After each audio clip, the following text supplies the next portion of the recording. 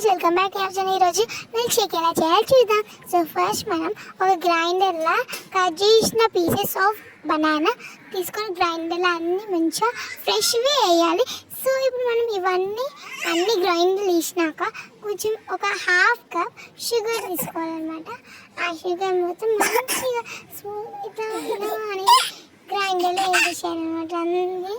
So అలా తర్వాత boil చేసిన మిల్క్ హాఫ్ గ్లాస్ మిల్క్ తీసుకొని పోయాలన్నమాట గ్రైండర్లో.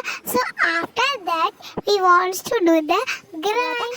మనం సర్వ్ చేసుకుందాం. సో మంచిగా మనం సర్వ్ చేసేసుకొని తాగుదాం. ఎలా ఉందో కూడా చెప్పండి ఒకసారి, మీరు కూడా ట్రై చేయండి మీ ఇంట్లో. సో మనం మంచిగా స్మూత్గా చేయాలన్నమాట ఇలా. సో ఇది ఎలా చేయాలంటే మన మనసులు కరిగిపోయేటట్టు చేయాలన్నమాట. సో ఇది ఎలా ఉందో చెప్పండి. బాయ్.